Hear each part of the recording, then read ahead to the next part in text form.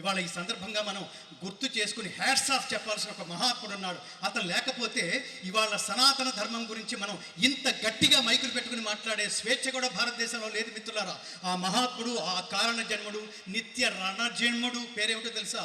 నరేంద్ర మోడీ శ్రీమాన్.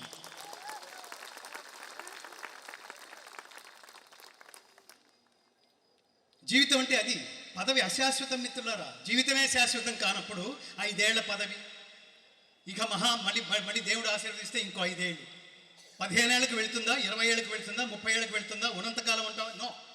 నేను ఉన్న కాలంలో ఇది చేశాను అనే స్థిర సంకల్పం కనుక లేకపోతే చంద్రబాబు నాయుడు గారికి, పవన్ కళ్యాణ్ గారి దృష్టికి తీసుకువెళ్ళి ఈ నూకాంబిక అమ్మవారి ఉత్సవాల్ని ప్రపంచమంతా లైవ్ టెలికాస్ట్ చూస్తూ పొంగిపోయే విధంగా దీన్ని జాతీయ ఉత్సవంలాగా చేయగలిగే స్థితి ఈరోజు ఇవాళ దక్కిందంటే జస్ట్ బికాజ్ ఆఫ్, గట్టిగా చప్పట్లు కొట్టండి, కొనతాల రామకృష్ణ గారు.